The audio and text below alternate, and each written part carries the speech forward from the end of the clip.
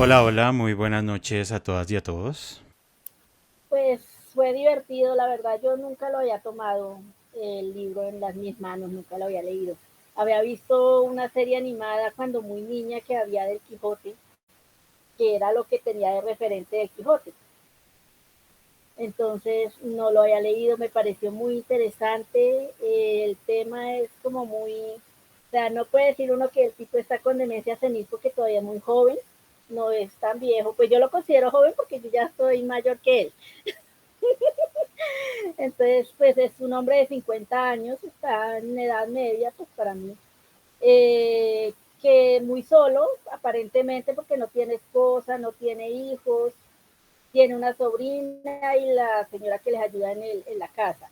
Entonces, como que él se refugió en los libros para pasar su vida, como esa soledad, los libros fueron su compañía y por eso enloqueció, o sea, por eso quiso vivir esas fantasías que leía.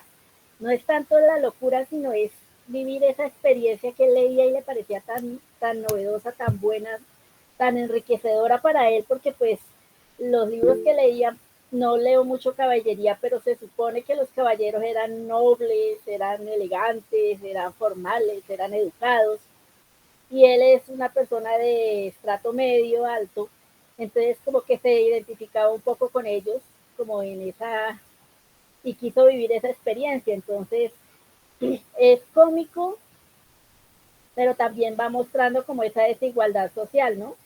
Por ejemplo, en especial en el episodio donde están latigando a Diego, el dueño de una finca, bueno, y está latigando al joven y no le quiere pagar.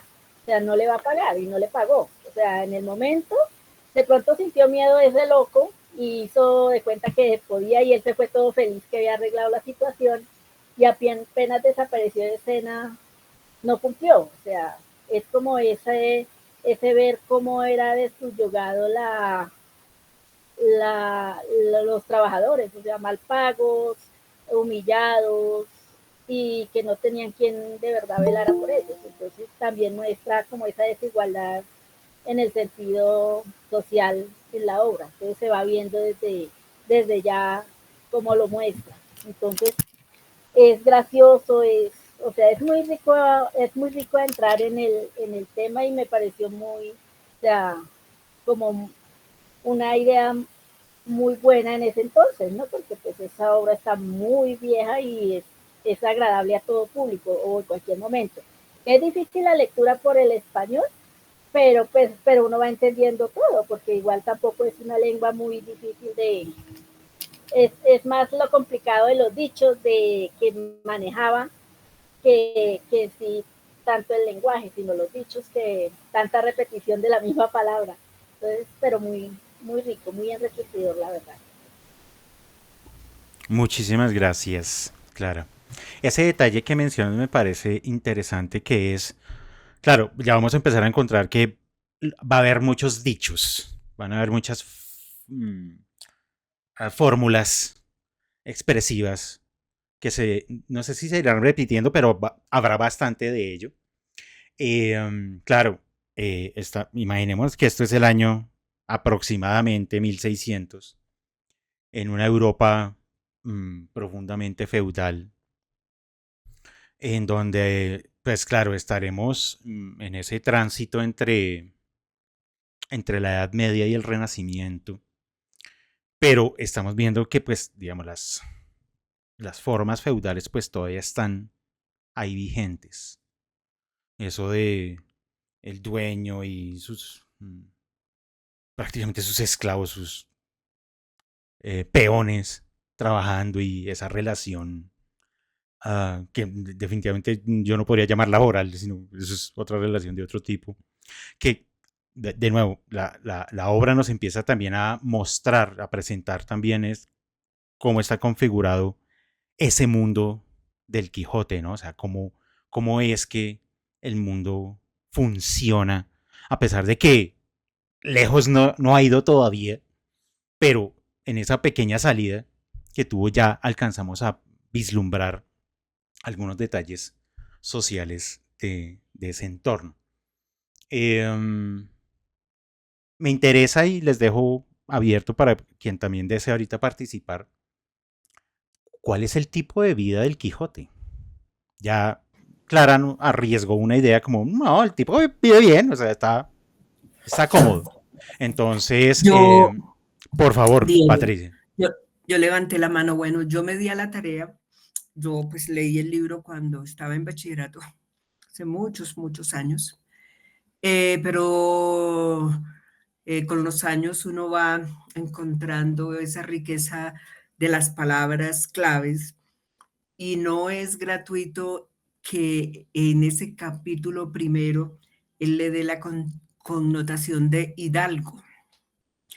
Entonces yo me fui a buscar en el diccionario de la Real Academia, donde define el concepto de hidalgo, que es un poco lo que no un poco, yo creo que va muy de acuerdo a lo que acaba de decir Clara Ginette con respecto a esa condición social que tenía Don Quijote. Y dice textualmente la definición así: hidalgo es una persona de ánimo noble y generoso.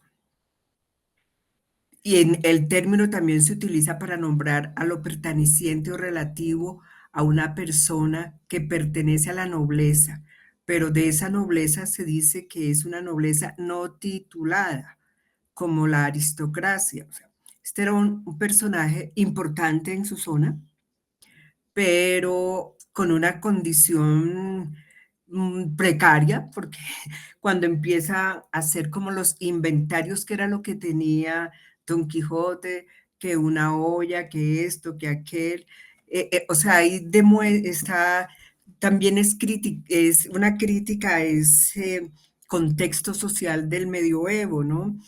Y cómo él se consideraba un hidalgo y era considerado una persona noble y distinguida, pero con unas condiciones precarias. ¿Ok? Eso por un lado.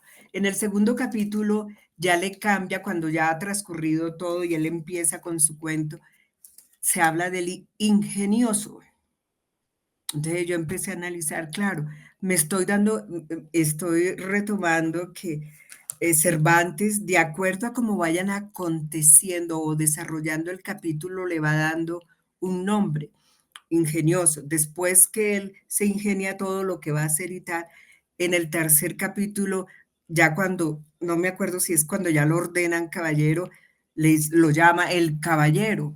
O sea, esas son cosas que yo, por ejemplo, no sé si para algunos de ustedes sea muy evidente, yo no las había evidenciado tal hasta que no empecé a leer, como se dice, entre letras, entre renglones, para evidenciar esas condiciones que Miguel de Cervantes le va colocando al hidalgo de acuerdo a lo que va sucediendo a su alrededor. A mí me pareció eso después de muchos años, muchos años, muchos años, lo logré evidenciar. Gracias. Muchísimas gracias, Patricia. Claro, ahí ya empezamos a encontrar una pequeña transformación del personaje. Por la manera misma como señalaba Patricia, va titulando cada uno de los capítulos. Pasa de hidalgo a ingenioso a caballero, o sea, es decir, en 3 capítulos. Yo creo que es de las transformaciones más rápidas que ha existido de cualquier personaje, pues además para una historia tan voluminosa como esta. Eso fue en cuestión de nada. Evidentemente, ya en estos 3 capítulos, pues nos ha forjado, obviamente, quién es. Ya empezamos a ver quién es este señor que es muy particular, me parece. O sea, es dueño de unas tierras, pero es apocado. Con lo que tiene está como con lo mínimo. O sea, ahí va, ahí va. Eso sí, un gran lector, su casa atiborrada de libros, todo un ilustrado realmente. Claro, lee solamente caballería, pero hombre, ha leído bastante, ha leído mucho. Entonces eso no podemos obviar evidentemente ese rasgo particular de este señor que además estaba mirando en las dos versiones, en la mía, bueno, en la de Trapiello, al principio cuando habla del sobrenombre de Quijada, en otra versión aparecía quejada. Bueno, son esos detalles tan raros de decir, oye, si cambia el nombre, unas cosas tan mínimas, pero bueno. Yo les dije que eso iba a pasar en estas ediciones mucho y lo encontraremos repetidamente de esas mínimas variaciones. María C., te escuchamos. Gracias. Pues yo quiero llamar la atención sobre tres cositas que son más como transversales. Y es como él nos introduce en la ficción, nos habla del lector y nos habla de él mismo como escritor. Entonces, él nos introduce en una ficción, pero quiere que esa ficción tenga verosimilitud.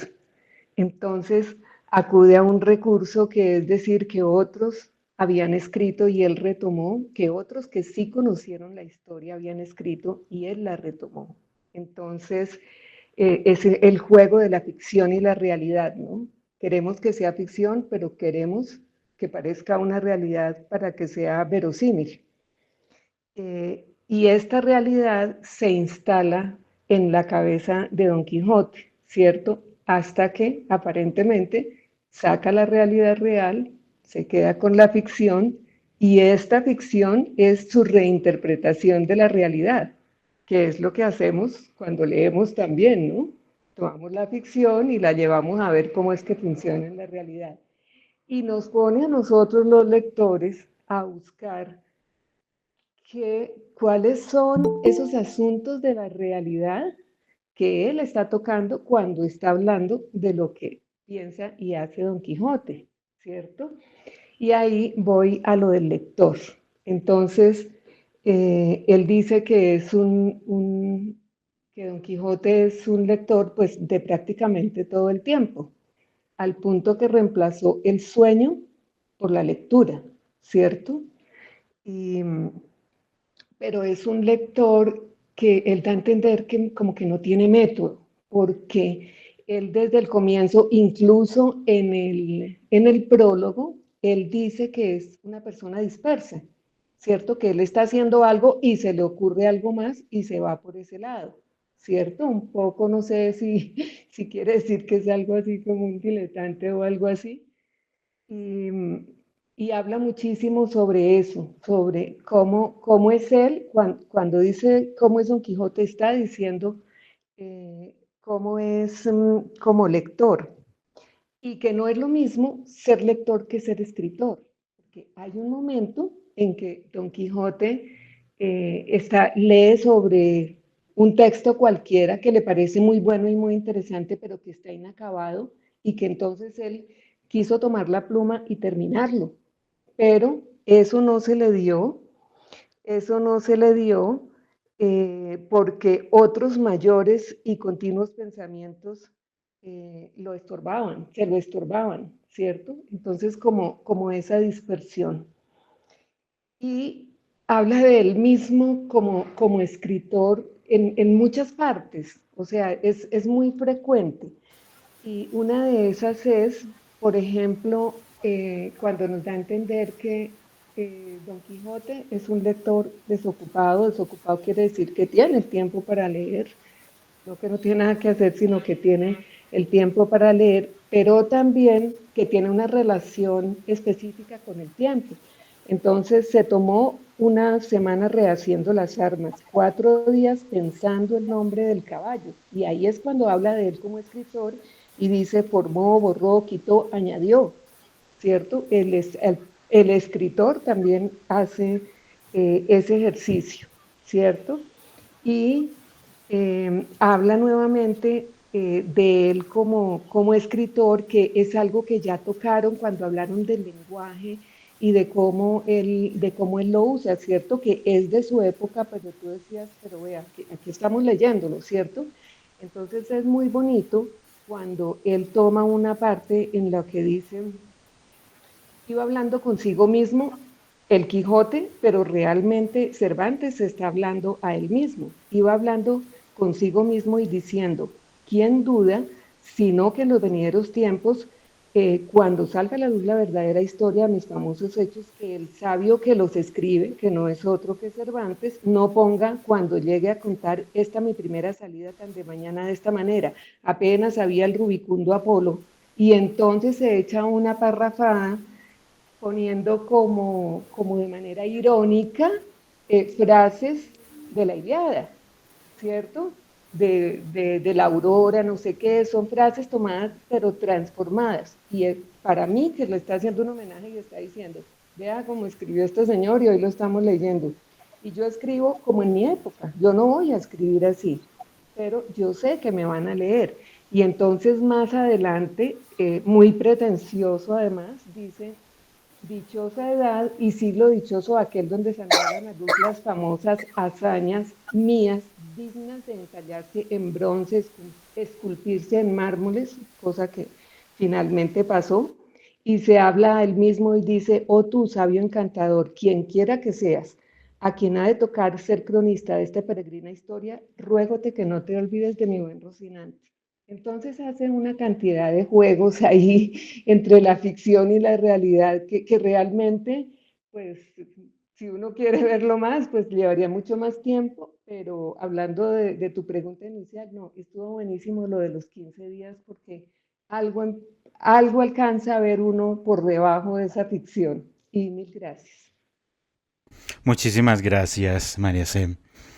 A propósito de lo que nos va contando un poco al principio en el capítulo 1 de qué es lo que está leyendo el Quijote y sobre todo cuáles son las reflexiones que más lo aquejan. De nuevo me parece que Cervantes empieza, o continúa, me parece, mostrando el tono burlesco de esta obra, ¿no?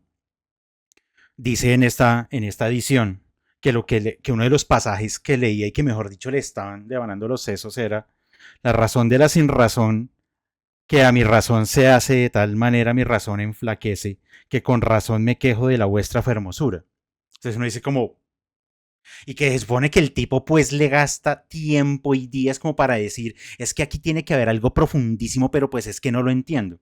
Y la segunda es, los altos cielos que de vuestra divinidad divinamente con las estrellas os fortifican y os hacen merecedora del merecimiento que merece la vuestra grandeza. Y uno dice como, eso es realmente lo que aqueja a lo que inquieta al Quijote. Si es básicamente eso, son retahílas, son repeticiones, es un montón de palabras que están puestas y entonces uno empieza como a decir, ok, eres lector, pero ¿qué tipo de lector eres, señor Quijano? Quesada, bueno, como lo quieren llamar. Entonces, ahí ya efectivamente nos sigue construyendo el tipo de personaje. O sea, claro, es un tipo que ha leído mucho, que ha leído mucha novela de caballería, pero en lo que se enreda es en cosas de lo más particulares de eso que está leyendo. Porque ahí dice, con esas disquisiciones perdía el pobre caballero el juicio y se desvelaba por entenderlas y desentrañarles el sentido. Y uno dice, pero es que ¿cómo le voy a hallar sentido al sinsentido, no? Pues obviamente eso es darle vueltas a lo que no tiene forma, ¿no? Entonces uno dice, bueno, este señor ya empieza a tener ahí unos rasgos muy particulares. Y a partir de esas reflexiones es que efectivamente, lo que señalaba María C., nos dicen que en algún momento dijo, pues yo puedo como sentarme y escribir y continuar estas historias y acabarlas. Pero pues imagínense si se enreda reflexionando en estas frases, pues, ¿en qué momento va a escribir, no? Creo que para buen gusto de nosotros, pues menos mal no escribió, sino dijo, ok, voy a tomar otra decisión y es más bien, voy a salir a vivir ese mundo de las gestas y bueno, y ahorita miraré lo de los entuertos y todo esto que me parece que es muy divertido como lo señala Cervantes. Clara, ¿nos quieres comentar algo más? Pues también en el capítulo ya sexto, quinto, sexto, como, o sea, me pareció muy gracioso como el cura y el barbero empezaban a hacer la eliminación de los libros que afectaban y los que no. Entonces, como el cura, bueno, estos los salvamos porque son escritos por mis amigos. O sea, no eran con fundamento, ni, este he oído decir que escribe muy bonito y que es de los más renombrados, entonces conservémoslo. Pero se lo llevó usted, o sea, se lo repartían entre ellos para que no quedaran con el Quijote. Entonces, en esa parte me parecía muy gracioso. Hay muchos autores que yo nunca he oído, entonces pues no podía definir mucho de ellos porque pues no he leído caballería y poesía pues tampoco no mucho, entonces de lo que nombraba no conocía a muchos autores, pero me llamaba la atención esa forma de que esos dos personajes, el barbero y el cura, pues el cura tenía un poquito más de conocimiento, y entonces iba diciendo, ese fue lo escribió mi amigo, fueron dos amigos ahí seguiditos que, no, hay que conservarlos porque son mis amigos, no, y también conservaron el otro de Cervantes, porque tampoco pensé que era después y fue una novela anterior a esta. Entonces fue un momento que me daba mucha risa de ver cómo sin tener bases de lo que se escribe, podían ir sacando así al azar. Ellas querían quemar todo, pero el cura fue rescatando algunos. Entonces esa parte me pareció muy curioso y muy chistoso de uno verlos en una biblioteca tirando se cayó este era bueno, no quememos. Entonces, esa parte de imaginármelos a ellos en esa biblioteca haciendo sus piruetas me pareció muy, muy interesante y muy bonita. Gracias, Clara. Claro, es decir, sorprende bastante que la solución que proponen ellos ante la situación del Quijote es llegar y decir, no, pues es que cortemos esto de raíz, desocupémosle la biblioteca. Que si le sacamos los libros, ya, solucionamos todos los problemas de la persona. Esa reflexión me parece muy interesante. Y entonces, claro, empiezan a mirar y dicen como, no, sí, bueno, este no, pero este, bueno, está bien, ¿qué es el usted? No, ¿qué es el usted? Sí, este señor Cervantes que escribió una tal cosa llamada la Galatea. Bueno, está bien, guárdelo porque quién sabe. Entonces, también como en esa elección que empiezan a hacer estos dos personajes sobre los libros, uno empieza a decir, bueno, es decir, no son cosas tan locas finalmente lo que está leyendo. O sea, no es como que simplemente esta cosa se llenó de locura porque la locura está en los libros. Ellos empiezan a encontrar como, y dicen como, no, pero eso está como interesante, y no, pues eso, más bien no, más bien ¿qué es el usted? O más bien me lo quedo yo. Empiezan a encontrar como ese valor de eso que ha leído durante quién sabe cuánto tiempo el Quijote. Y estaba pensando, a propósito de esos nombres que empiezan a aparecer, yo no he hecho el ejercicio de averiguar si efectivamente todas esas personas existieron o no, pero me parece que es el punto de impulso de muchos escritores, y estoy pensando en dos en este momento, en Borges y en Bolaño, que hacen esos ejercicios en sus obras, ¿no? La Biblioteca de Babel y todos estos nombres en la obra de Borges, que empieza a llenar de un montón de personas y personajes y escritores mesopotámicos del siglo no sé qué. Y uno dice, o sea, lo dice de tal manera tan convincente que uno dice, pues tiene que existir. O sea, toda esa gente que menciona a Borges tiene que existir. Obviamente Bolaño, un muy juicioso lector de Borges, hace ese ejercicio en varias de sus obras. En Los Detectives Salvajes lo hace, de empezar a mencionar un montón de personas como con tanta convicción que uno llega y a uno le dan ganas de empezar a buscar, como voy a googlear a ver todos estos nombres, a ver cuál de todos estos leo. Y bueno, sorpresa, ninguno de ellos, o la inmensa minoría, existen. Me parece que ese tramo de esa biblioteca aquí en ese capítulo 6, me parece que pudo ser la fuente de ideas para estos ejercicios también literarios de otros autores. Marcela, te escuchamos. Bueno, voy a hablar primero de lo que estamos hablando, de lo de la biblioteca. Ay, a mí me dio como una tristeza. Yo decía, no, en esa biblioteca habían joyas, o sea, y sí, lo que decían ahorita, era como al azar y no, y después que se les caía un libro y empezaban, no, esto no, esto hay que guardarlo, entonces yo sentía como una tristeza y yo decía, no, ¿qué tal? Mis libros y empezaban a botármelos, entonces sí, esa parte ahí me pareció, bueno, no, no, a mí no me pareció chistosa, me pareció triste, triste como la manera como se dedicaron a escoger cuáles libros y que, pues, y el fin, la hoguera, ay, no, no, no, no, no sé, pensaba como en el ex procurador Ordóñez, algo así. Entonces yo, ay, Dios santo, bueno, pero voy a retroceder un poquito. Bueno, los primeros capítulos ahí, pues, nombran que el señor Quijote se llama Esquijana, ¿no? Em, Dicen que tenía 50 años. No sé, en mi percepción yo siempre pensaba que el Quijote, pues, era como más viejito, que era como mayor, ¿no? Entonces, bueno, esa fue una cosa que me pareció de los primeros capítulos, curioso, y bueno, em, la forma como se arma, ¿no? Cuando va, que ya se va a dedicar a caballero y que busca sus armas, y entonces también todo como lo que decían, yo también creo lo mismo, que era como una persona de clase media, ¿sí? Entonces, bueno, y como arma como la armadura, la celada, bueno, entonces eso me parecía, ahí habían palabras que pues no sabía qué significaban, entonces pues ahí las busqué, encontré varias, porque pues empieza uno a leer y ya nos lo decían al principio que algunas palabras habían el autor decía que las había dejado tal como eran para no, entonces busqué algunas palabras que me llamaron la atención.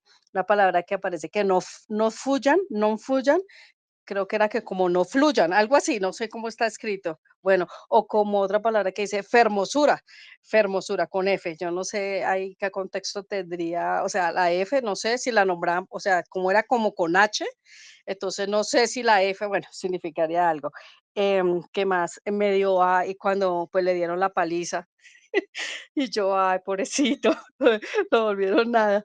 Entonces, pero pues él se sentía orgulloso, ¿no? Era su se imaginaba, claro, que pues eso tenía que ocurrirle a un caballero, ¿no? Todo. Y como la forma en que empieza a armarse su cuento, ¿no? Que tiene que tener una dama a la cual dedicarle sus triunfos, sus aventuras. Entonces, todo empieza como por pasos, ¿no? A buscar que tiene el Rocín, entonces, ¿qué nombre le va a colocar a su, entonces, Rocinante, que un hombre que sea, sí, todo como por pasos, ¿no? Tiene todo. Y encaminado a que lo tenían con nombre a caballero. Esa parte sí me pareció chistosa, claro. Todo allá confundiendo a las prostitutas, eran prostitutas, bueno, no sé si lo nombra así, ahorita no me acuerdo, pero creo que sí, algo así. No, no, no. Bueno, entonces que las doncellas, que había que colocarles un nombre, que ahora iba a ser. Toda esa parte me pareció muy chistosa. Eso sí me pareció chistoso. Yo acá me reía leyendo esa parte y me imaginaba, ¿no? Me imaginaba. Entonces, pues bueno, eso. Muchas gracias, Marcela. Sí, ese primer capítulo es como un pequeño manual de cómo hacerse caballero, ¿no? Entonces él llega y dice, bueno, voy a hacerme caballero. ¿Qué necesito? Uno, un nombre. Ah, bueno, entonces me voy a poner un nombre porque entonces si existe el Cid y existe Roldán, entonces pues yo tengo que ponerme uno y entonces listo. ¿Qué más necesito? Ah, bueno, necesito una armadura. Entonces tiene por allá un pedazo de armadura que no la tiene completa. Entonces llega y dice, no, pues entonces, ¿qué hago? Para el casco necesito un pedazo de cartón y entonces se lo coloco y entonces ahí medio me sirve y otro por ahí como para unir otras dos partes. Y bueno, ahí como que con lo que medio tiene, arma su pedazo de armadura y dice, bueno, listo, ya tengo lo esencial. Necesito, claro, pues un caballero que necesita, pues un caballo.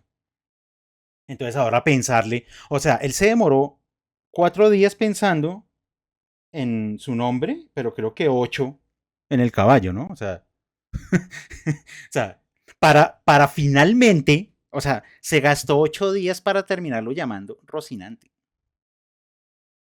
O sea, es como si yo dijera, le voy a poner un nombre a mi caballo y me gasto 8 días y le digo, no, pues sabe que lo voy a llamar caballo. Sencillo.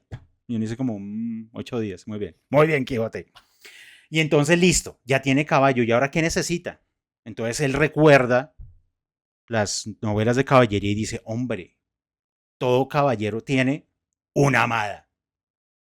Y él la improvisa así como se acuerda de que hay una mujer así medio bella por ahí en un pueblito aquí cercano y ya, él dijo, esa va a ser. Y entonces la voy a llamar Dulcinea y es del Toboso porque vive en el Toboso y listo. Él, digamos, bueno, como, como el juego que ya mencionó María C. Esta historia la cuenta que me la contaron, que fue contada, pues hasta qué punto realmente el Quijote sabía que esa mujer se llamaba Aldonza de Lorenzo, ¿no? Pero, claro, tenemos que creerle al narrador porque pues finalmente él es el que nos está contando la historia, ¿no? Cuando dice al final del capítulo 1, y fue según se cree que en un pueblo cerca del suyo había una moza labradora de muy buen ver, de la que él anduvo enamorado un tiempo. Claro, la conocía. Aunque según se entiende, ella jamás lo supo ni le dio prueba de ello. Ah, entonces uno dice, ya tenemos ese perfil muy claro de quién es el Quijote. O sea, ese que dice como, estoy enamorado de esa mujer, pero esa pobre mujer ni siquiera sabe que ese hombre existe, porque no se ha enterado. Se llamaba Aldonza Lorenzo y le pareció bien darle el título de señora de sus pensamientos y buscándole un nombre que no desdijese mucho del suyo y que tirase y se encaminase al de la princesa y gran señora, vino a llamarla Dulcinea del Toboso porque era natural del Toboso, nombre a su parecer músico y original y significativo como los otros que a sí mismo y a sus cosas había puesto. Entonces esto es un manual de decir, listo, tengo nombre, tengo caballo, mi caballo tiene un gran nombre como los grandes caballos, tengo mi amada y pareciera que eso es todo lo que necesito, ¿no? Hasta cuando llegue y dice como, bueno, ¿qué me hace falta? Pues claro, alguien me tiene que nombrar, o sea, es algo que él también entiende dentro de la lógica de esa narrativa. Yo no me puedo proclamar caballero.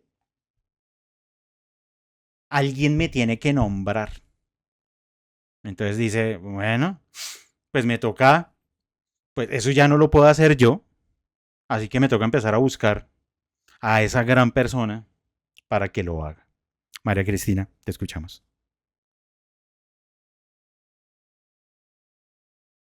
Casi no encuentro el...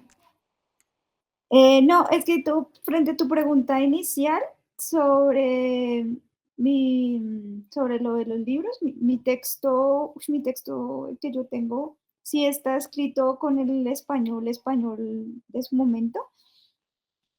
Yo salté porque si no me iba a matar, o sea, ahí ya, donde voy ya van 300 pie de páginas, ¿no? Entonces ya es un poco too much, entonces dije, no, voy a ignorarlos. Pero respecto a la biblioteca, cada vez que nombraban un texto, decían, este libro es parte de tal cosa, este libro existe, fue escrito en tal, y explican un poco el libro, ¿no? Pues todos sabemos que la maíz de Gaula sí existió y es como, pues, el esto. Entonces sí, como que en un momento dado dije, uy, no, yo voy a abandonar esta lectura porque básicamente no me va a quedar en un universo mental este ejercicio. Al comienzo sí me dificultó, claro, las palabras, pero mira que está chévere una cosa que me pareció y es que yo tuve abuelas y tengo abuelas y por ejemplo cuando dicen un jayanazo, ¿sí? Y esa es una palabra, yo digo, ay, mira, esta es una palabra pues muy antigua porque ahí está en el texto, cuando habla de las personas grandes, como un jayanazo. Y yo, ay, qué bonito, pues como tener referencia de ese español. Y nada, a mí me pareció súper, pues me pareció un libro divertido, pues un libro gracioso, pues cruel en sus momentos, y el apunte de la poesía me pareció 20 de 10. Gracias, María Cristina. Ahorita, más tarde, llegaremos a la poesía. Antes de que se me olvide la idea del lenguaje, que lo ha señalado también Marcela. Claro, es un libro escrito en 1604 o 5, pero tras del hecho, el Quijote, él va a utilizar formas de un español todavía más antiguo porque es la herencia de sus lecturas, de cómo estaban escritos esos libros. Claro, entonces el narrador ya de por sí tiene un tono que va a ser pues esas formas del español de 1605, pero el Quijote, su manera de hablar es todavía anterior. Entonces, claro, él, por ejemplo, por eso habla de la fermosura. Porque entonces nos está demostrando también Cervantes y entendemos que, claro, las formas lingüísticas del Quijote, como la está utilizando, pues es que para él, digamos, la entrada de la H al español, pues fue posterior, pero él lo está utilizando como las formas antiguas, que por eso el fuir, que a mí me sonaba más, era obviamente el huir. Entonces, sabemos y tenemos que reconocer que Quijote va a hablar de esa manera, que cada vez que él de manera directa nos hable, nos va a hablar así. Tenemos que estar preparados para eso, para que si en general la obra tiene un lenguaje que, digamos, ya le vamos encontrando, y yo les dije la primera sesión, encuéntrenle el ritmo, encuentren el sonido, porque el sonido nos va a ir llevando un poco también en la manera en que la vamos a leer, pero cada vez que el Quijote intervenga de manera directa en esta obra, eso va a ser las delicias, porque ya nos dimos cuenta, la gente que lo rodea lo mira como, ¿qué? Como, ¿qué estás diciendo? Estás hablando de una manera en la que ya ni siquiera en esa época se hablaba. Él está recordando es tiempos pasados y formas lingüísticas anteriores. Nos pasaría en la actualidad si empezamos a hablar como alguien que era un adulto en los años 50, 40. Lo vamos a mirar como de lado, como venga, pero usted ¿por qué habla de esa manera? Porque no puedo, o sea, le entiendo porque es español, pero está hablando de maneras muy extrañas. Aquí pasa un poco lo mismo. Por esa misma influencia de las lecturas al Quijote, él va a hablar de otra forma mucho más anterior a su época. Patricia, te escuchamos. Bueno, en relación con ese escrutinio, como dice en el capítulo 6, a mí me causó más bien curiosidad que no era que quisieran deshacer todos. La intervención del cura y con respecto, voy a leerlo textualmente cuando hablan de Amadís de Gaula, donde el barbero le puso en las manos y entonces el cura dice, no, señor, dijo, no, perdón, parece cosa de misterio esta porque según he oído decir, este libro fue el primero de caballerías que se imprimió en España. O sea, ya había un conocimiento, o sea, sabían de la importancia de los libros. Entonces, yo creo que no fue una quema tan a la ligera. Al contrario, a mí me sorprendió que el mismo, o sea, es mostrando que supuestamente esos libros que habían enloquecido a este señor no eran tan descabellados y eran más bien conocidos, más conocidos de lo que podía pensar su sobrina o la ama de llaves, que podía imaginarse que por eso fue. Entonces, para mí, y cuando empiezan a mirar los de la poesía, mucho más, se dan cuenta que habían unas joyas. Y sobre todo, a pesar del cura que podía ser más preparado que el barbero, pero era un cura de la Edad Media. Entonces eso me hizo acordar del tema del nombre de la rosa, ¿no? Un oscurantismo y toda la cuestión, no, este era un cura leído, instruido, entonces yo creo que más que ser esa depuración así en la hoguera, fue un ejercicio interesante donde se rescata que eran importantes esos libros que el loquito leía. Muchas gracias, Patricia. Claro, o sea, este cura es casi que cura de monasterio. sea, él mira los nombres y él de una los distingue, él los reconoce. Entonces entendemos que es ese cura de el copista, el que conoce todas estas obras que evidentemente en algún momento habrán tenido que transcribir y pasar y copiar y hacer ese ejercicio. Claro, pues cuando empieza, lo llaman por la emergencia de decir, no, es que vea, a este señor esos libros lo enloquecieron. Pues eso es lo que dicen ellas, ¿no? Y entonces, claro, llegan ellos y cuando ven los libros dicen, no, pero ¿cómo así? Pero ¿cómo así que alguien se volvió loco leyendo La Maíz de Gaule? ¿Cómo así que alguien se llevó leyendo pues todos los nombres que ahí aparecen en ese capítulo? Entonces ahí es cuando el cura es como, no, pero un momento. como quema. O sea, es decir, la iglesia entendemos que en la Edad Media pues lo que hacía era precisamente preservar los textos. Entonces tampoco podía ser tan a la ligera llegar y decir como, no, pues venga y los echa a la hoguera porque ajá. Pero había que echarles agüita bendita, ¿no? Claro, tocaba pasarlos ahí por un filtro. Bien, sigamos. Algo que quería señalar hace un rato, que es el inicio del capítulo 2, que ahí es, ¿qué es lo que debería hacer un caballero, no?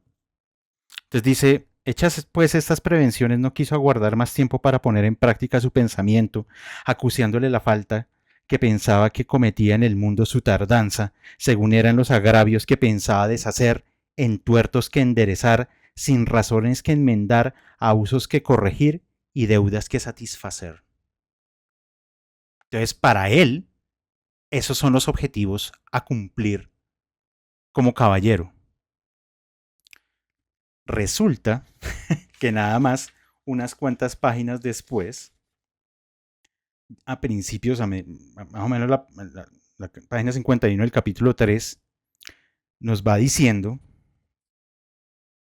a ver dónde empieza esto. Pues que eso es largo. Cuando el ventero dice, bueno, este man está muy loco y yo le voy a seguir la corriente a ver para dónde van las cosas. Venga, a ver dónde lo leo. Bueno, y así le dijo que andaba muy acertada en lo que deseaba y pedía, y que su propósito era propio y natural de un caballero tan principal, como lo parecía él y como mostraba su gallarda presencia, y que él mismo en los años de su mocedad se había dado igualmente a aquella honrosa vida, andando por diversas partes del mundo en busca de aventuras, sin que hubiese dejado los percheles de Málaga, islas de Riarán, Compás de Sevilla, Azoguejo de Segovia, la Olivera de Valencia, Rondilla de Granada, Playa de Sanlúcar, Potro de Córdoba y las Ventillas de Toledo y otras diversas partes en las que había ejercitado la ligereza de sus pies y la sutileza de sus manos, haciendo muchos entuertos, requebrando a muchas viudas, deshaciendo a algunas doncellas y engañando a algunos párvulos y finalmente dándole a conocer en cuantas audiencias y tribunales hay en casi toda España. Entonces, ¿qué nos dice ese pedazo del capítulo? Que claro, este señor de 50 años que por ahí alguien había dicho, no, pero pues tiene 50 años, es decir, es alguien joven, pero nosotros tenemos la visión de que es un tipo, es un anciano, o sea, bueno, y es difícil acá porque el concepto de vejez, ¿no? Seguramente para el siglo XVII, tener 50 años ya era un récord, era como, has llegado a 50 años, es decir, has vivido plenamente, o sea, más que mucha gente alrededor nuestro. Entonces, bueno, hay que tener en cuenta ese tipo de cosas y que efectivamente estaba pensando ahorita y tratando de recordar la película esta de Terry Gilliam que hizo del Quijote, pues la representación es de un anciano. O sea, uno diría, ese Quijote no tiene 50 años, pero tiene que representar esa idea de que es viejo, ¿sí ven? Entonces, claro, la representación para nosotros tiene que cambiar. Pero claro, a mí me dicen, no, pero tiene 50 años, es decir, ¿cómo así? ¿Cómo así que no es viejo a los 50 años? Bueno, esta parte, y quería relacionar estos dos momentos, es porque efectivamente él tiene un deseo, que es el deseo de cumplir las acciones de un caballero, Pero por acá nos está diciendo el capítulo 3 que efectivamente él ya había por ahí salido, se había dado unas vuelticas por ahí, por tierras cercanas, y realmente había terminado haciendo todo lo contrario. Todo lo contrario a lo que debería ser, evidentemente, un caballero. Entonces decimos como, este señor Quijano, Quijote, tiene unas particularidades que sigo señalando. Pero bueno, continuemos. Dylan, lo escuchamos. Buenas noches. Bueno, yo he estado escuchando muy atentamente todo lo que se ha mencionado. Tengo pues algunas apreciaciones. Yo antes de, de empezar quiero agradecerle a Diego por ese comentario que hizo en la sesión pasada. Yo no estuve, pero vi el video de saltarse los pie de página. Siento que cuando su merced lo hizo, me quitó como ese peso lector, digo yo, como esa carga de toca de leerlas porque sí están ahí, ¿sí? Entonces eso para mí fue como, uf, me liberó como de ese peso y evidentemente sí disfruté muchísimo más como la lectura. Entonces eso por un lado. Por otro, también me gustaría mencionar que con respecto a lo que se ha hablado, yo siento que los libros, o bueno, digamos que esa transición que hace el Quijote o Alonso Quijada antes de empezar como esa transición al caballero, al ingenioso hidalgo, pues ese proceso de lectura que también mencionaba Nayarit, siento que yo lo escribo así como la caída al abismo de nosotros mismos, ¿sí? Por medio de aquello que llena de sentido el sinsentido de vivir. Los libros y luego el mundo o viceversa, ¿sí? Nayarit, por ejemplo, mencionó a Kant. Creo que fue Kant el que nunca salió de donde creció, pues, de donde nació. Pero sin embargo creó todo un mundo. Y en este caso, por ejemplo, siento que pasa pues al revés. Sí, es los libros que llenan de sentido el mundo propio. Y en el momento en que esto sucede, pues ya los libros se vuelven insuficientes para lo que convoca la vida, ¿no? Lo que convoca ese sentimiento de vivir, pues. Digamos que ya se vivió a partir de los libros, a través más bien de los libros, y ahora es la vida que lo llama, ¿no? A uno también.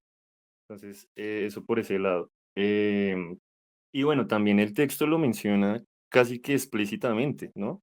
Cuando dice que en la página 30, perdón, que dice, voy a leerlo, un es cortico, dice, llénosele la fantasía de todo aquello que leían los libros, así de encantamientos como dependencias, batallas, desafíos, heridas, requiebros, amores, tormentas y disparates imposibles, y asentósele de tal modo en la imaginación que era verdad toda aquella máquina de aquellas soñadas invenciones que leía.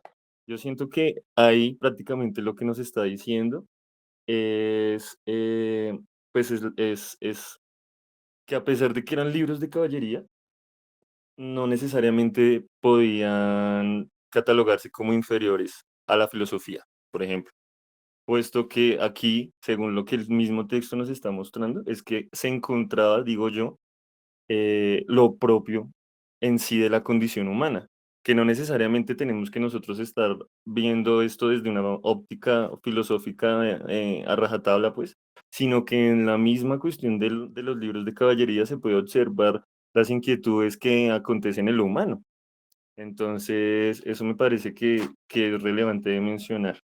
Y en esa misma línea, pues él encuentra dentro de estos libros esa condición del humano que lo llevan a ver lo humano, ¿no? O sea, a salirse de sus tierras para ver, evidenciar lo humano y dentro de su misma perspectiva de lo que él considera bueno, que también mencionaba Nayarit, pues mostrarlo al mundo, ¿no? Cuando tú mencionaste ahorita la falta que él pensaba hacía en el mundo su tardanza.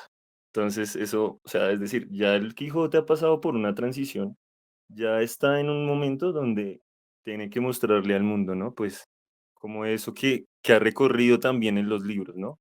A pesar de que no ha salido de su casa, pero el que se ha viajado desde ahí. Y bueno, por último, siento que algo que me surgió hoy leyendo el texto fue la idea del amor. Digamos que ahorita cuando tú mencionabas, a mí no, difiero con Diego cuando dice que esos 8 días que demoró poniéndole el nombre a Rocinante, siento que a diferencia de Dulcinea del Toloso, que fue en un momento, con Rocinante fueron 8 días. ¿Y qué pasa con esta idea del amor? Digo yo, el amor real es porque, bueno, yo voy a leer lo que escribí porque si no me pierdo. Dice, qué bonita relación con Rocinante, amor real, más que con Dulcinea, porque este último se ahonda aún en la ilusión, sí, en la ilusión que hay.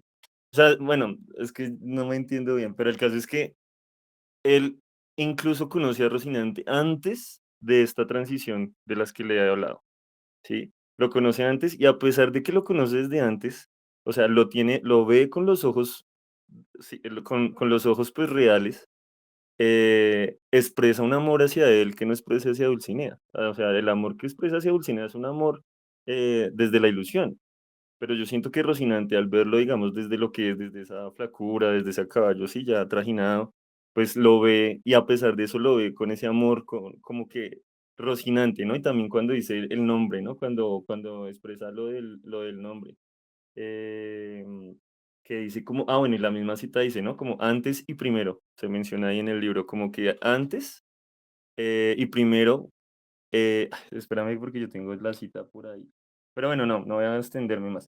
El caso es que, pues es eso, ¿no? Como ese amor real, digo yo, que sí le tiene al caballo y que Dulcinea simplemente como que ocupa por esa necesidad del mismo caballero, de ser caballero, ¿no? Entonces, pues esos son como los aportes y gracias. Muchas gracias, Dylan. Bueno, sí, vale, claro.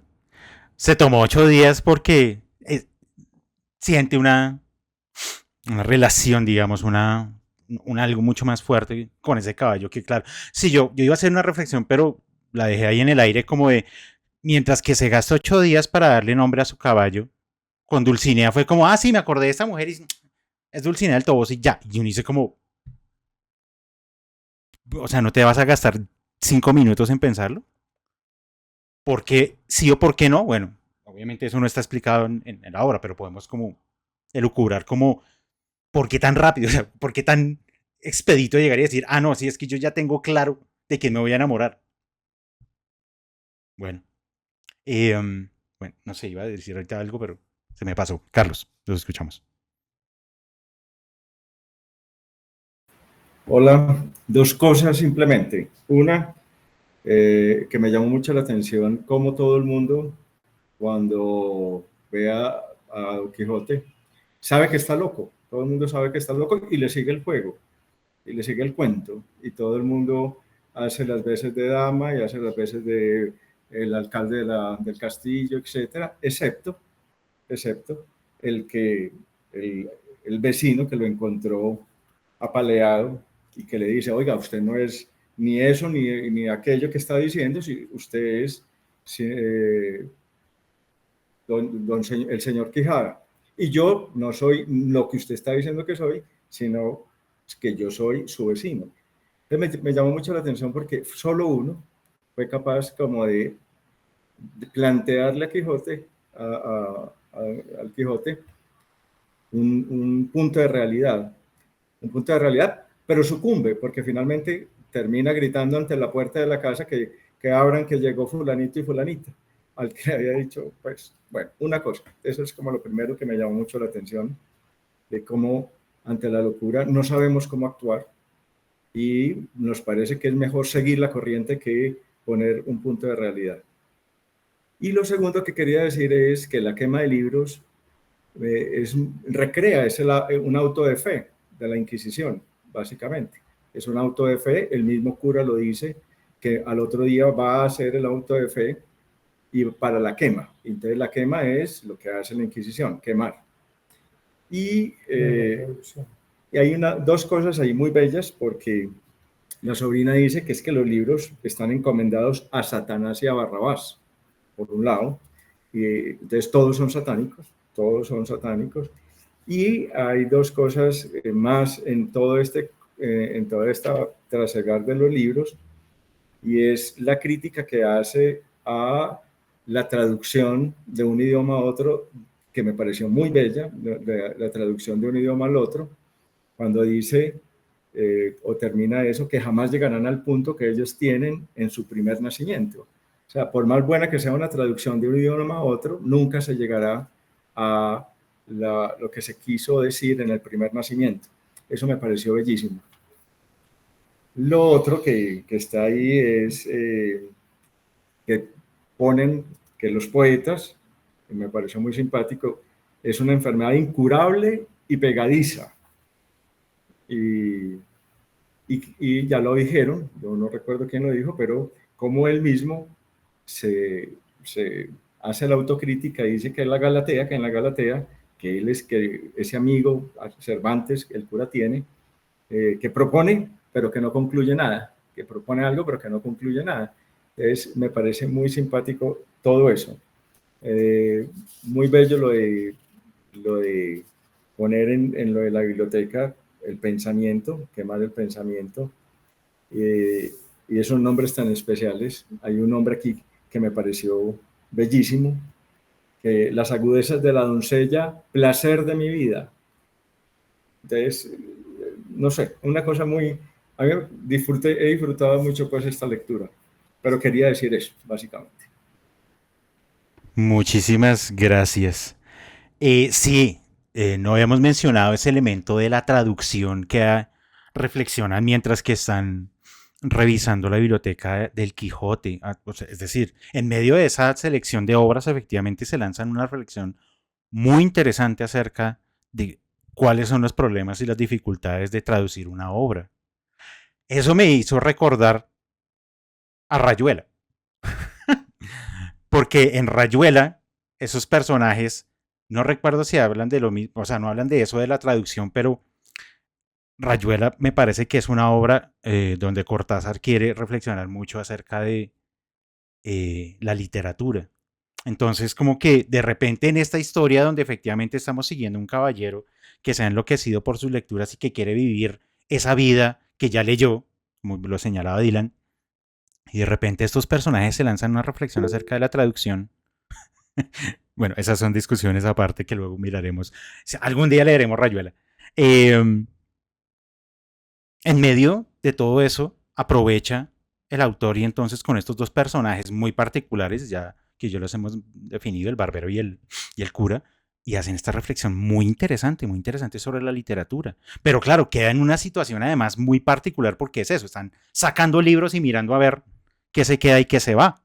O sea, en medio de semejante situación, de pronto hay como un momento donde efectivamente se detienen como a hacer toda esa reflexión de la situación de la traducción.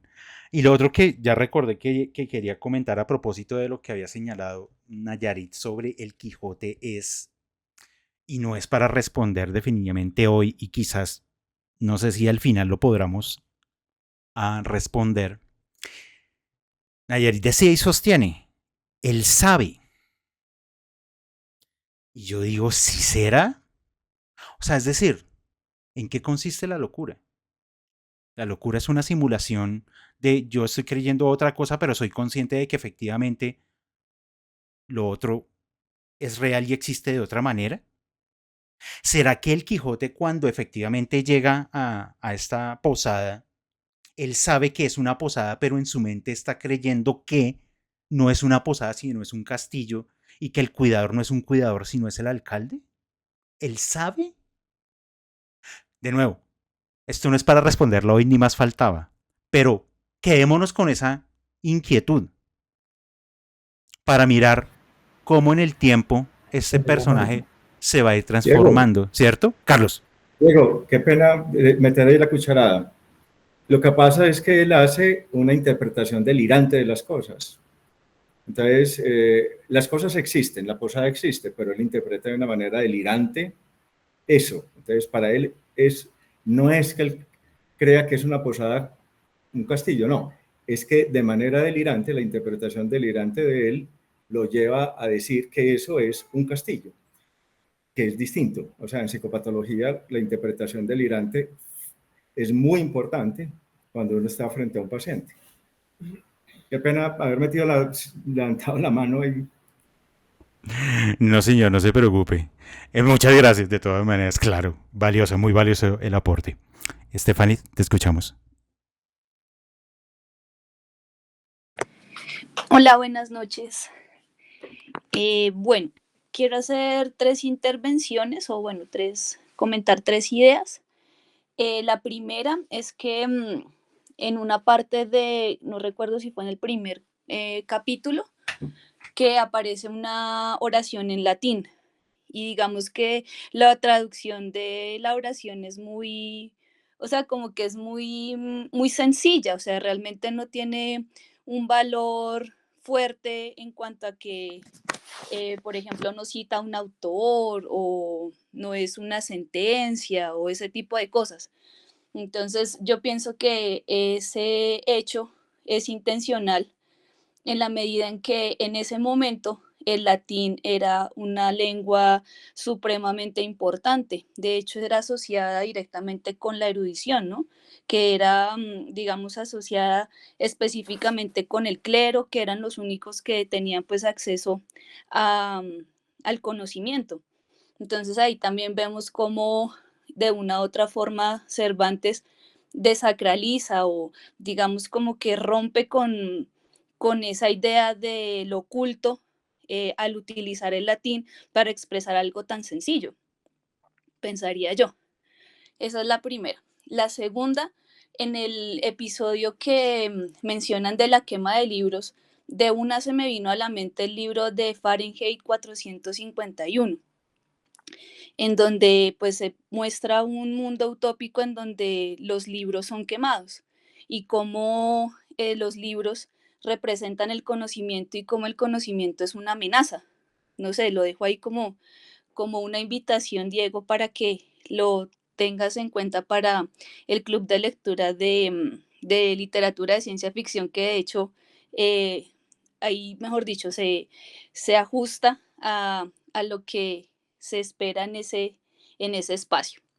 Y por último, digamos que siento que desde el principio se habla, o bueno, Cervantes pone sobre la mesa la definición de realidad, o sea, en sí, ¿qué es la realidad?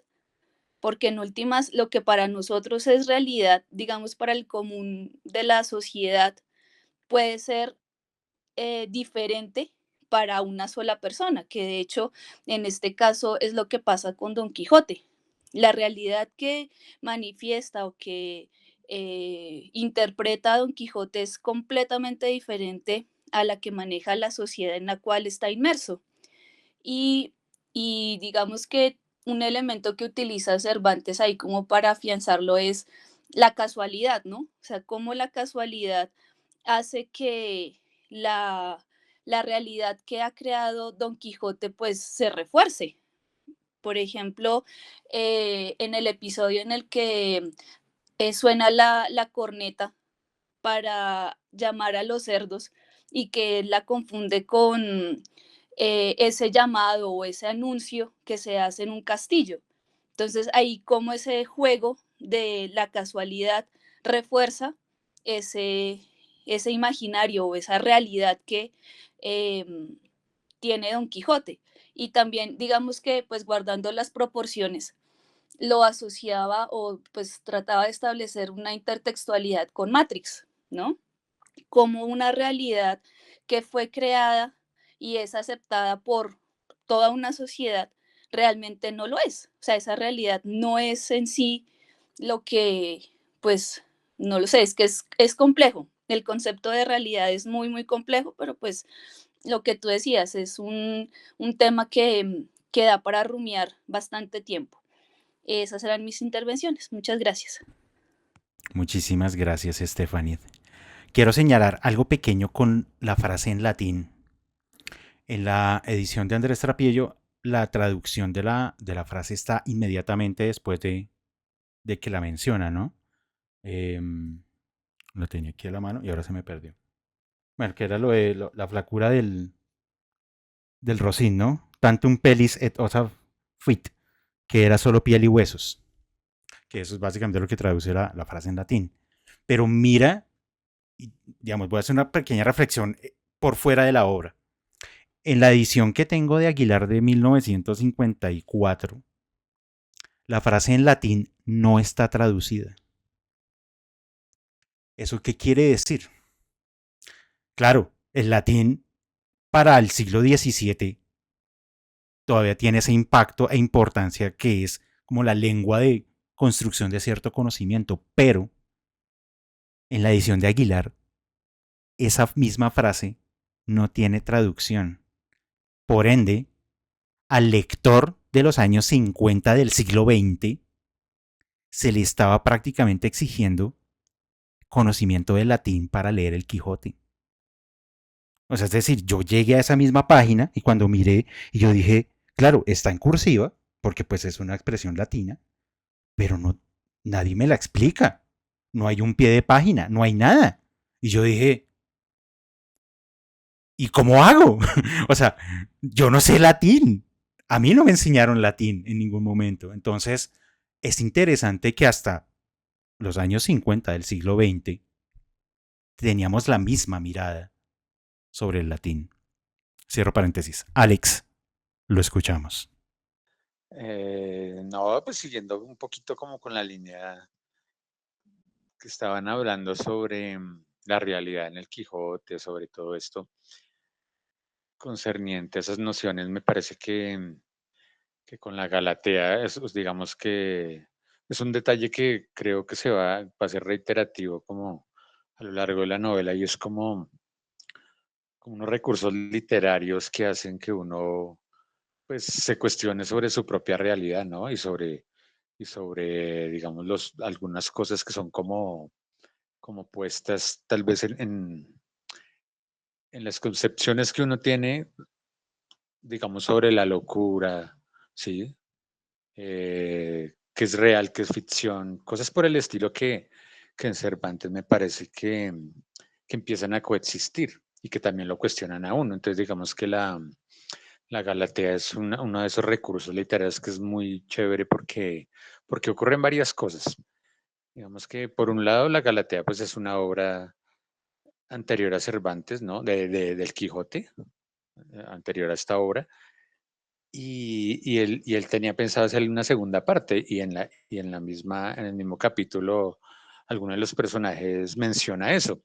Entonces digamos que él mismo se está como autopublicitando en la novela. Entonces es como voltear la arepa y poner la realidad en la ficción.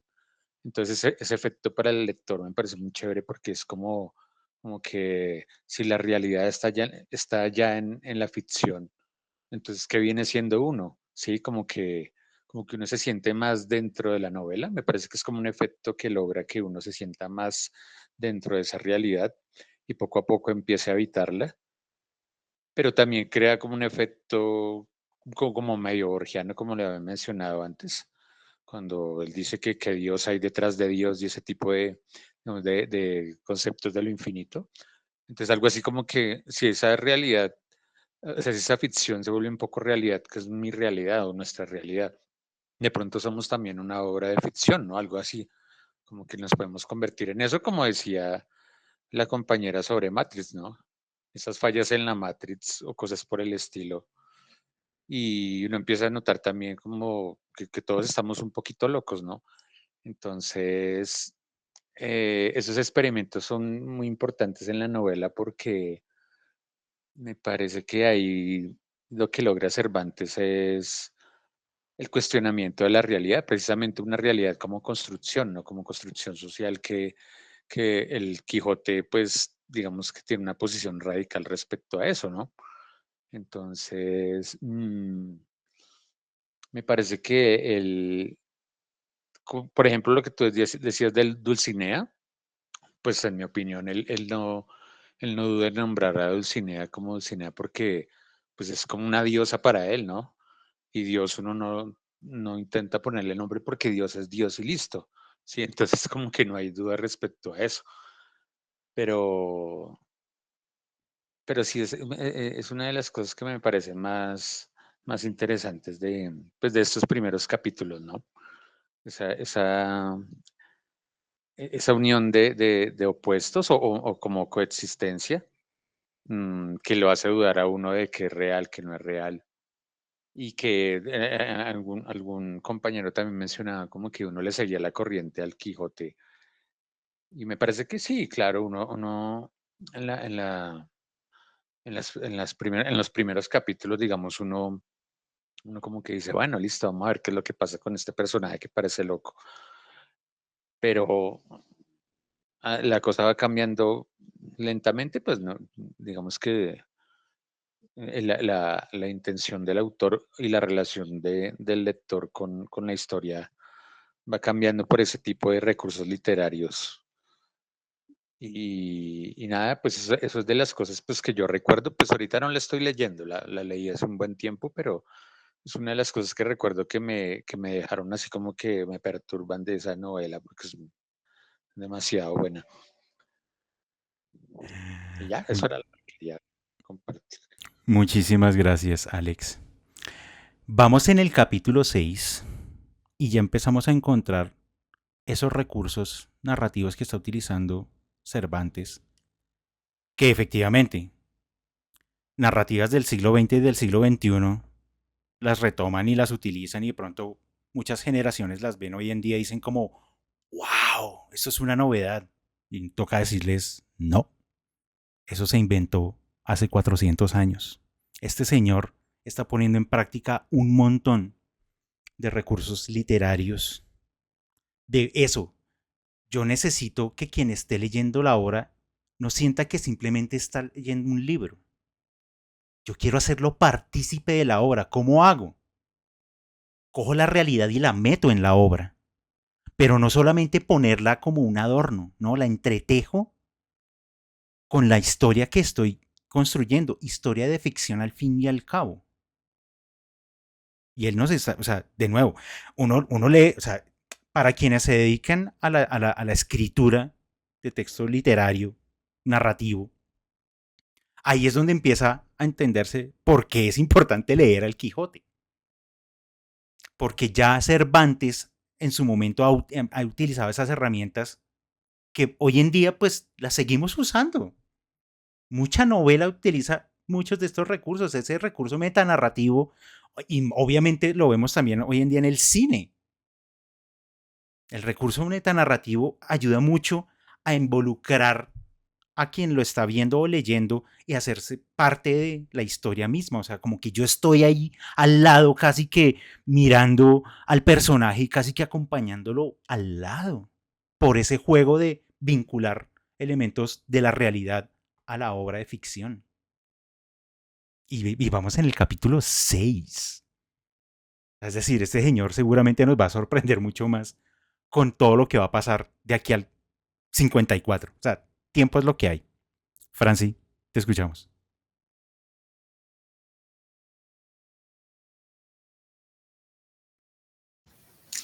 Aló, ¿me escuchan? Fuerte y claro. Ay, gracias. Bueno, a mí toda la vida me ha apasionado el Quijote, toda la vida. Y una de las cosas muy, muy importantes en la obra es, por una parte, el tono de sarcasmo. Eso es un tono que nos va a llevar de inicio a fin. Lo vamos a encontrar a lo largo de toda la novela. Como tú dices, los elementos sorprendentes, todavía aún nos quedan muchas cosas, los recursos que él utiliza, elementos que incorpora a lo largo de la novela como para darle un descanso al lector, son muy interesantes. Ese cameo que él hace nombrando, ¿verdad?, la Galatea, allí haciéndose el presente como autor, cuando a él se le está juzgando como loco por las lecturas, ¿no? Por todo lo que leía. En realidad, allí hay un componente muy interesante en el aspecto de la realidad y de la enajenación del Quijote, es que esos libros se quemaron para tratar de sacar al Quijote de la locura. O sea, fundamentalmente y pues muy al margen de todas las cosas que nosotros podemos entender, el, el inicio o el punto de arranque del Quijote se sitúa en el daño que podían causar el exceso de la lectura de libros de caballería. Porque es que tenemos que entender que la primera novela moderna es El Quijote. Es la que utiliza todos esos elementos. Los demás libros, bueno, la mayoría eran obras de teatro que se presentaban, casi todos, la parte de la poesía, las pequeñas obras que eran muy breves. Nunca se había intentado una obra de esa envergadura. No es la primera. ¿Y qué hace él? Bueno, se enfila como dicen, enfila la lanza en ristre contra los caballeros, porque era una cosa, es una burla de unas literaturas que no dejaban nada, que para él no tenían ninguna, ¿cómo se llama? Ninguna relevancia a pesar de lo que había hecho, es que no me acuerdo el nombre del de Amadís, Rodrigo, que era uno, o sea, eran lecturas que se hacía, García Rodríguez o Montalvo, que se hacían como para entretener a la gente, no para que la gente pensara, no para que la gente generara una introspección o generara, no sé, una reflexión acerca de lo que estaba leyendo. Y eso era una de las cosas que enerva, vamos a decirlo así, al verdadero autor, porque inclusive hay una discusión en cuanto a la autoría por la forma en que se cuenta que aparecieron los manuscritos. Entonces, bueno, él monta una realidad, su realidad, la del Quijote, no la del autor, su realidad, la de su personaje. Y cada cosa que aparece tiene un exclusivo significado para él. Por eso la venta no es ninguna venta, la venta es un castillo. Y las mujeres de la vida alegre no son mujeres, son doncellas, son damas, ¿sí? Y Dulcinea, que era una mujer muy fea, porque eso se va a ver después. Dulcinea, que era una mujer muy fea, viene a constituirse en su dama. ¿Cuál es la relación de él y por qué a él le cuesta más darle esa conformación al personaje o a su caballo? Porque es que la relación entre el caballero y el caballo era mucho más importante, porque ese era el que lo sacaba de los apuros, el que lo salvaba, el que lo cobijaba de todo, lo llevaba, lo transportaba. Era como mucho más importante inclusive que la relación con la dama. La dama era un objetivo y la dama era un medio que le servía a él o le servía a los caballeros para tener una meta, alguien a quien dedicarle sus triunfos, alguien a quien rescatar. Era como el leitmotiv ahí de lo que hacía el caballero. Pero el caballo era su compañero permanente, diario, por eso él tenía esa importancia de darle el nombre. Y él dijo, Rosín, si Rosín era antes y Rosín es ahora, pues vamos a ponerle Rosín antes, ¿sí? Pero le costó llegar a esa conclusión.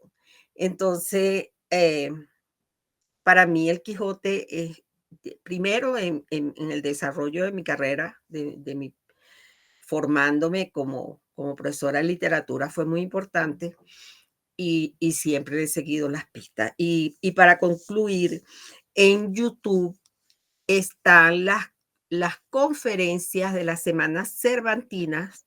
Ahorita están en pleno desarrollo allá en España, pero siempre en YouTube aparecen las conferencias. Son sumamente interesantes. Están en YouTube las del año 23, todavía no han aparecido las dos de este año.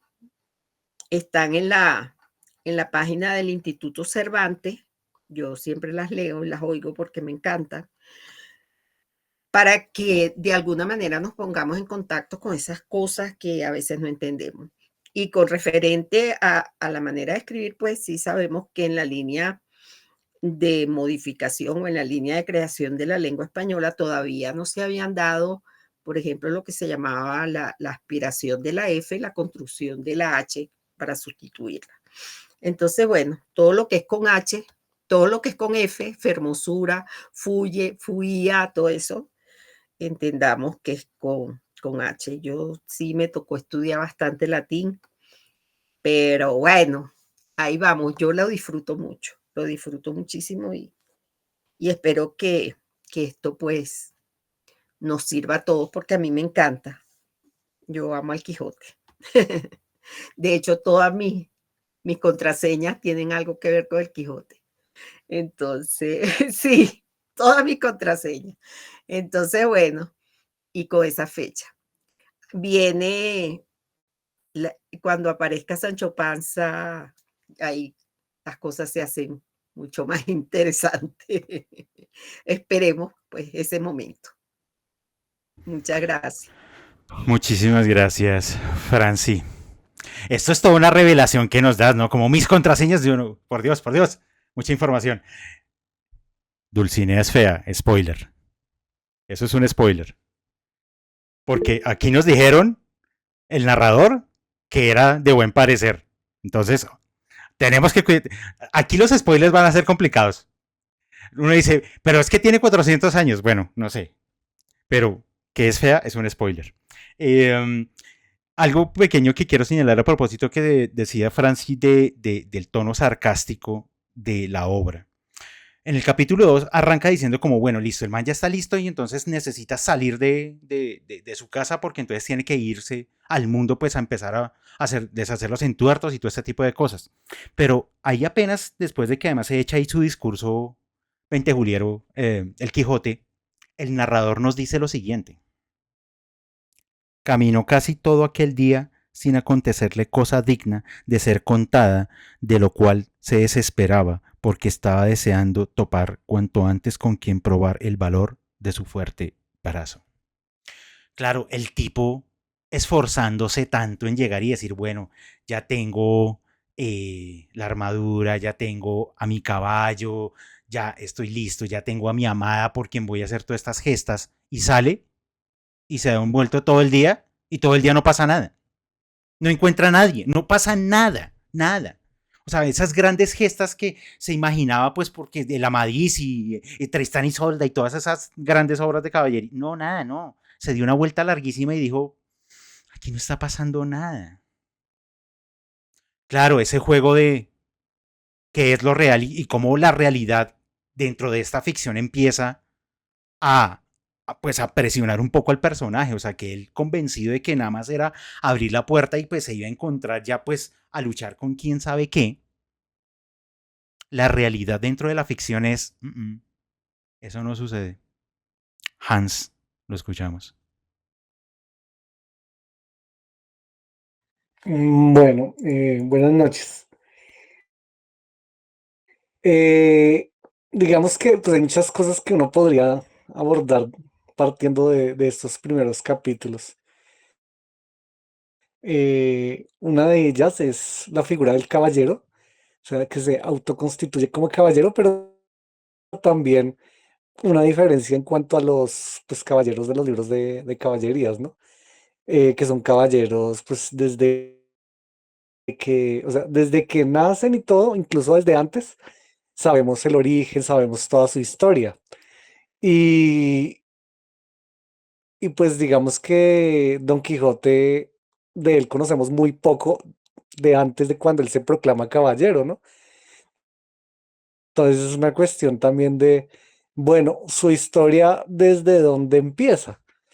Ahí lo que sabemos en las primeras páginas es, bueno, vive con estas personas, estuvo enamorado de alguien más, pero tiene, digamos, unos terrenos, o sea, eso es lo que sabemos, pero no sabemos nada más allá de la infancia, de la juventud, y es bastante curioso cómo, pues, esa figura de caballero como que rompe con lo que era esa tradición medieval, de que se autoproclama, ¿no? Eh, y algo muy curioso es que se me parece mucho a un libro, o sea, yo pienso mucho en un libro de Kafka que se llama El Castillo, y es como este protagonista también es alguien del que no conocemos nada y que va, digamos, metiéndose en un lugar del cual prácticamente como que todo el mundo lo mira con extrañeza, como que quién es este tipo que está aquí. Y yo me pongo a pensar en el hecho de, bueno, si la narración, si Don Quijote estuviera narrado con esa tercera persona, sería muy kafkiano, o sea, sería demasiado kafkiano la visión del narrador, de cómo ve el castillo así entre comillas, las doncellas, o sea, bastante curioso como verlo de esa manera. Y pensaba mucho en esa relación que hacen, ¿no? Y también en el hecho de cómo eh, sí, es prácticamente es algo que sale de los libros y los libros van a ser muy importantes, pues no solamente con el escrutinio y todo esto, y que de hecho son los que generan que surja Don Quijote, sino como el mismo libro pues va a ser fundamental. Y otra cosita que también pues pensaba era como que bueno, se habla de la traducción en estos capítulos, pero más adelante va a ser algo fundamental también. O sea, la cuestión de dónde viene pues la historia, ¿no? Entonces, con ese, bueno, más adelante va a aparecer quién es el narrador, ¿no? Entonces, como que son muchas, una tras otra de cosas que uno logra identificar partiendo ya de otros textos, ¿no? O sea, uno como que lee otros textos y dice, uy, la riqueza de este libro es impresionante. O sea, como hay una telaraña de relaciones que uno no ve hasta que, digamos, ve tal obra de la literatura y uno dice, uy, esto de aquí debió haber surgido algo. Algo así como Borges de Kafka y sus precursores, ¿no? Que uno lee correctamente o de una forma mucho más nutrida un texto partiendo de otras lecturas, ¿no? Entonces, digamos que no más aquí uno se da cuenta de, bueno, qué riqueza es la que hay, ¿no? Qué riqueza es la que hay en este libro y la que uno va a encontrar más adelante también. Muchísimas gracias, Hans. Sí, es innegable que, de nuevo, con estos capítulos ya hemos empezado a hacer un montón de referencias de decir, oiga, pero sí, yo como que he visto cosas en literatura un poco más contemporánea que ya están aquí. A mí me gusta mucho esa mirada que hace Hans de qué pasaría si el narrador del Quijote fuera un narrador kafkiano, que empieza a desentrañar la psicología del Quijote. Hombre, ¿alguien no ha escrito eso? Porque si no, yo quiero. Yo quiero escribir eso porque debe ser una cosa supremamente divertida. Construir la psicología del Quijote ante todas esas situaciones. Y, o sea, ¿estaría angustiado? No, no creo, porque pues él, o sea, tiene espíritu de caballero, entonces él quiere afrontar las cosas como con valentía, ¿no? Pero poder contemplar la psicología del Quijote desde un narrador kafkiano tiene que ser una cosa loquísima, porque pues es un poco lo que Carlos nos señalaba hace un rato, pues es alguien que está viendo la realidad de manera totalmente distorsionada. Entonces, tras de que está viendo la realidad de esa manera, ¿cómo es su psicología? ¿Cómo es ese mundo interior del Quijote? Sería una cosa muy loca, pero bueno, ahí son ideas que uno empieza a votar y hemos leído solamente 6 capítulos. Cosa tan impresionante. Dylan, lo escuchamos.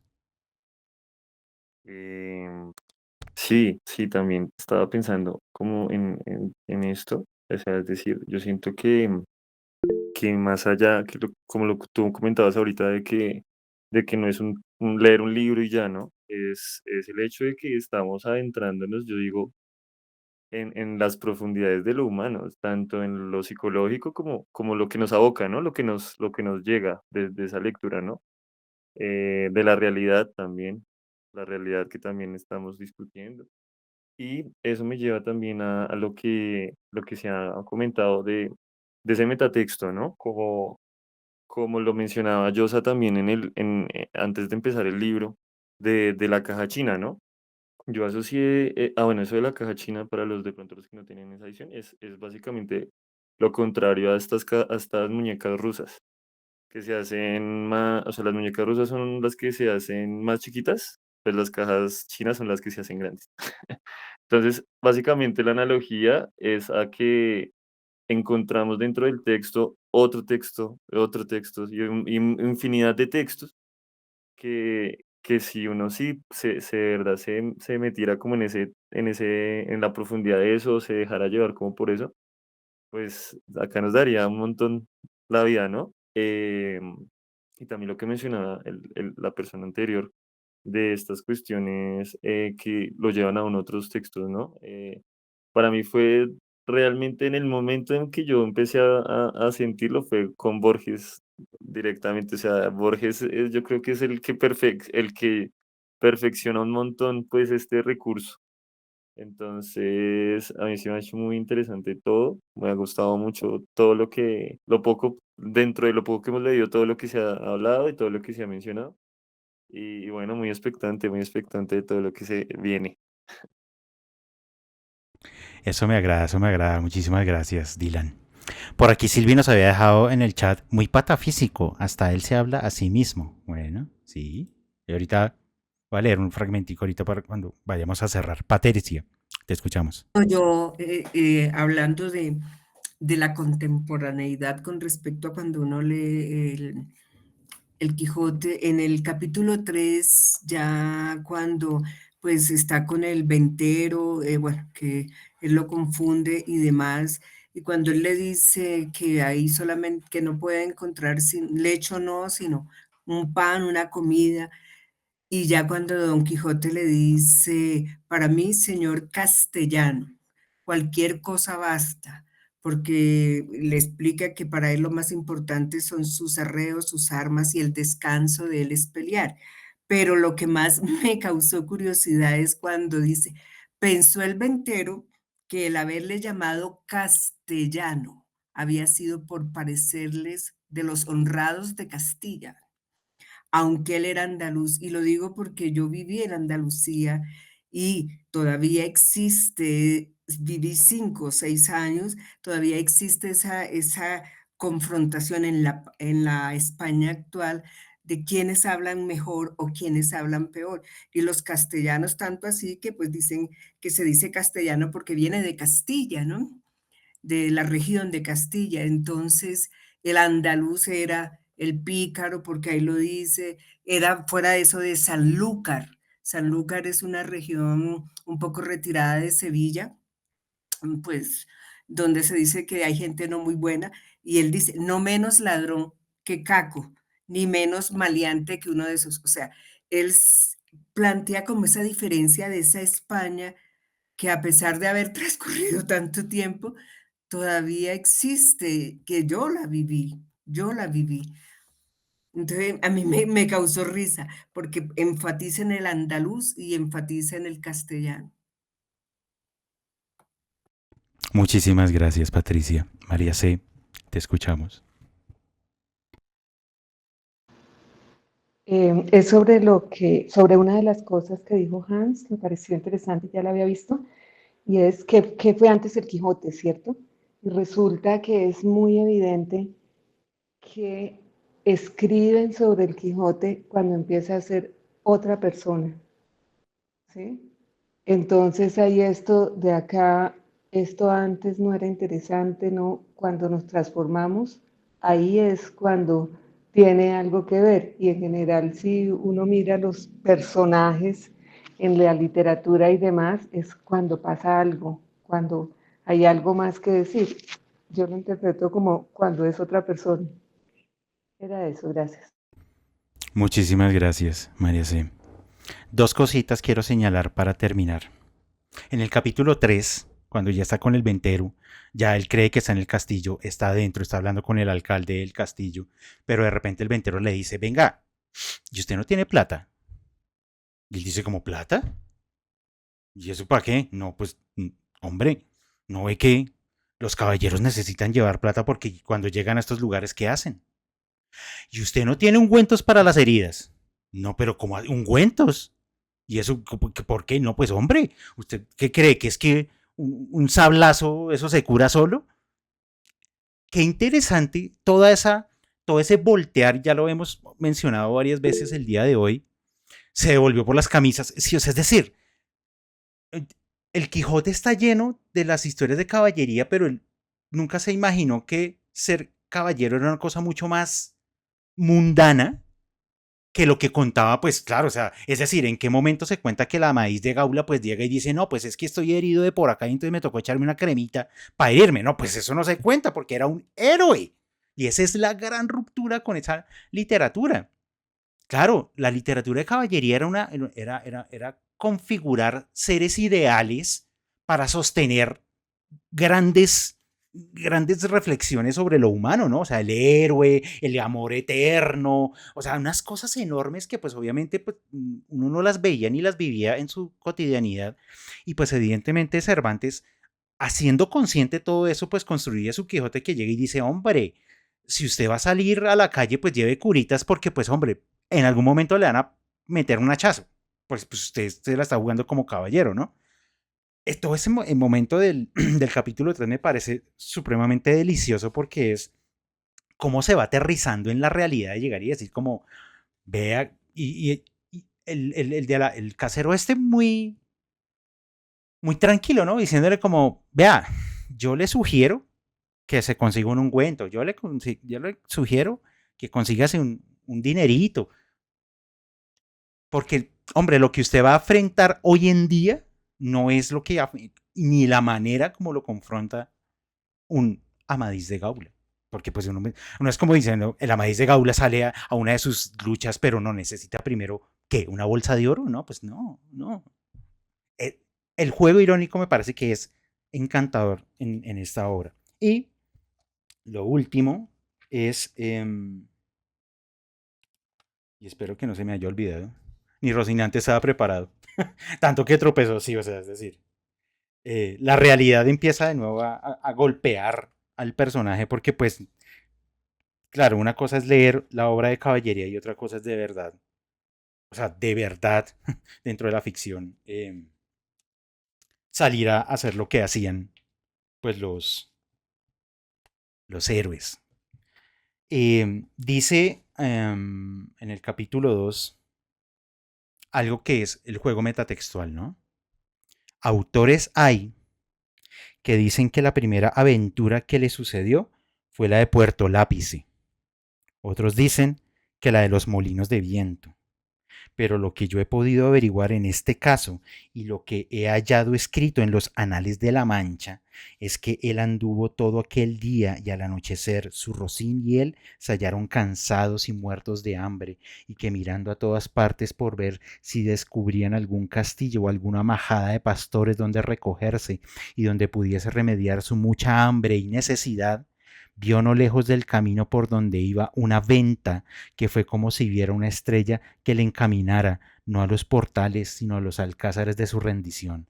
Se dio prisa en caminar y llegó ella al tiempo que anochecía. En solo ese párrafo, Cervantes se la ha jugado de una manera increíble. Uno, nos dijo 2 aventuras más que va a tener el Quijote más adelante. Nos habló Puerto Lápice y los Molinos de Viento. Claro, uno va leyendo la obra y de pronto dice, pero ¿dónde queda Puerto Lápice y cómo así que hay unos molinos de viento? Crear la expectativa con la historia y con el personaje. Entonces, pero además, que es que esta información la encontró en los documentos de La Mancha. Todo ese juego metanarrativo solamente en este párrafo. O sea, uno con este párrafo puede hacer una novela. Todo ese juego metanarrativo que acaba de hacer Cervantes en ese párrafo, uno puede escribir una novela entera hoy en día. Y es el capítulo 2 donde hace ese juego. Es decir, el tipo se la está jugando a que definitivamente la persona que se lea esta obra tiene que quedar enganchadísimo. O sea, es decir, si usted con estos juegos no quiere seguir leyendo es porque definitivamente ya esto no es lo suyo y no le gusta. Pero Cervantes se la ha jugado en un montón de herramientas narrativas y creo que eso es efectivamente lo que usted por ahí alguien mencionó, creo que fue Franci. Pues eso es lo que la hace la novela moderna por excelencia. Ha cambiado todas las formas de narrar, ha cambiado la construcción del mundo y del personaje y de la manera como cuenta la historia. Claro, Nayarit nos dice por acá, por eso me pregunto quién es el narrador. Por ahí ya Hans nos estaba haciendo un adelanto de que próximamente sabremos quién es el narrador. Entonces llegaremos a ese momento. Pero ya creo que tenemos sobre todo herramientas por un lado y muchas expectativas por el otro. Porque como que ya nos quedaron unos elementos de decir, bueno, ya lo vimos, ya sabemos cómo se terminó configurando, efectivamente no sabemos su pasado, sabemos mucho su presente, se pegó una salidita y le fue muy mal.